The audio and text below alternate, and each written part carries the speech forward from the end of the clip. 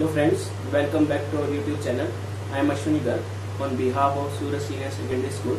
Today I discuss with you the topic of the class 11. The subject is business studies and the topic of our class is joint sector. Joint sector is a sector in which the partnership between the public sector as well as the private sector. Public sector refer to those sectors in which the ownership of the state means central government, state government and local government.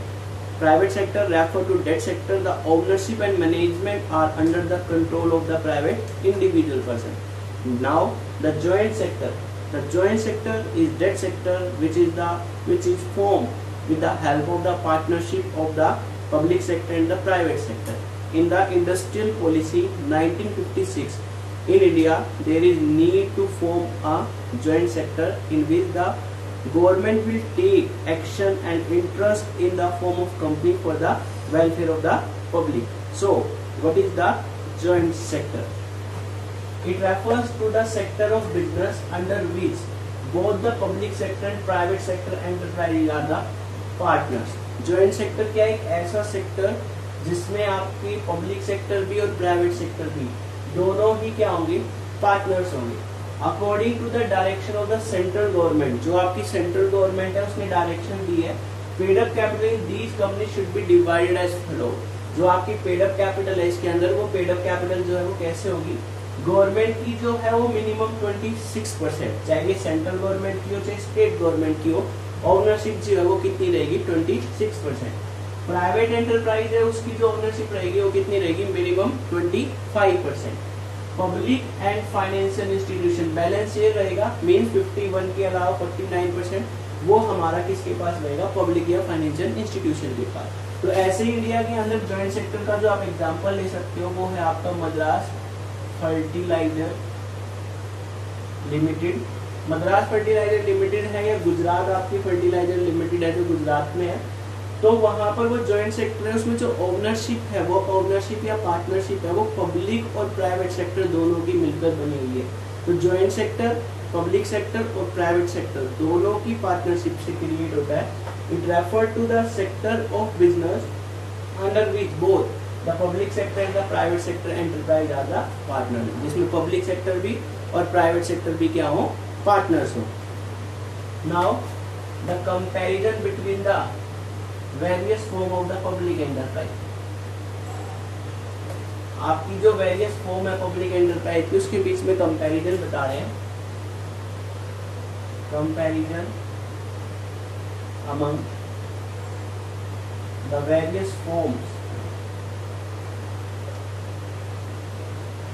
Of public enterprise.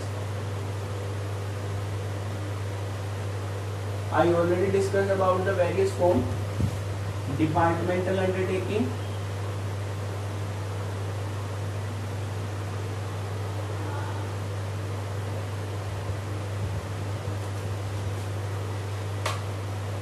public corporation,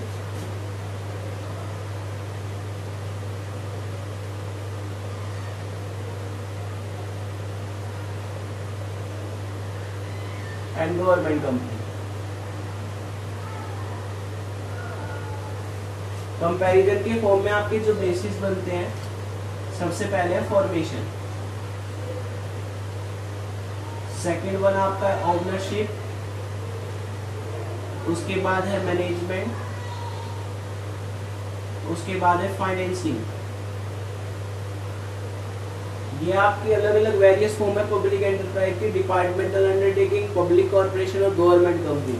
on the basis of formation, departmental undertaking की जो form होती है वो government के base पर की जाती है. अलग अलग आपकी जो मिनिस्ट्री कंसर्न है वो मिनिस्ट्री कंसर्न जो है वो आपकी इसको क्रिएट करेंगी, कंट्रोल करेगी. पब्लिक कॉर्पोरेशन है, it refer to that public enterprise which is created by the special act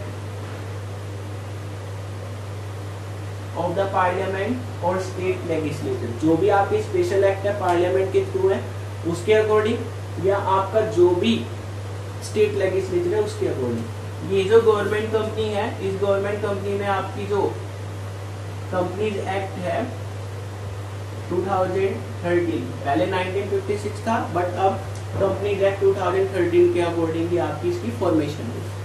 second है आपका ओनरशिप। डिपार्टमेंटल अंडरटेकिंग पे अगर ओनरशिप की बात की जाए तो इस पे ओनरशिप किसकी होती है, कंप्लीटली गवर्नमेंट की होगी, सेंट्रल की, स्टेट गवर्नमेंट की, मीन्स डिपार्टमेंट की, मिनिस्ट्री कंसर्न की कह सकते हो। और पब्लिक कॉर्पोरेशन में भी किसकी होगी ओनरशिप आपकी, गवर्नमेंट की, फुल ओनरशिप।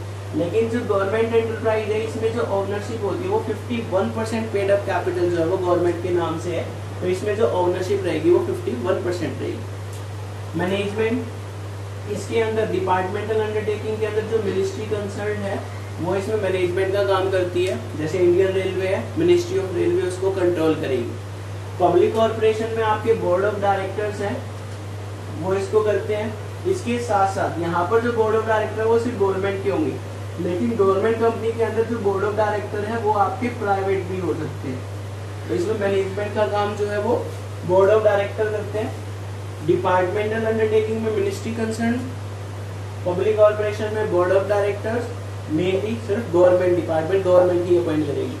लेकिन गवर्नमेंट कंपनी के अंदर आपके बोर्ड ऑफ डायरेक्टर गवर्नमेंट के थ्रू भी हो सकते हैं और प्राइवेट इंडिविजुअल पर्सन भी जो है वो मैनेजमेंट का काम कर सकते हैं।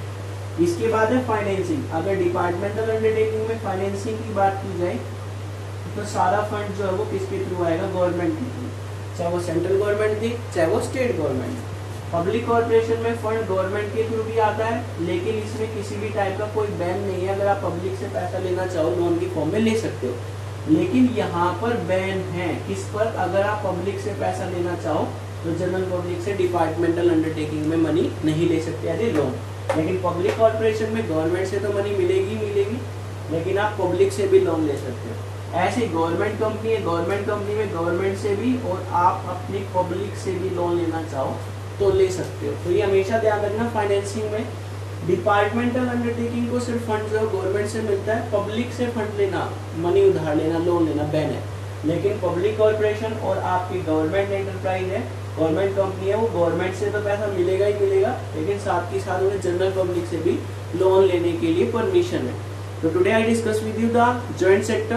Joint sector refer to the sector which is created with the partnership of the public sector as well as the private sector, and also the explanation of the comparison among the various form of the public enterprise, departmental undertaking, public corporation and government company.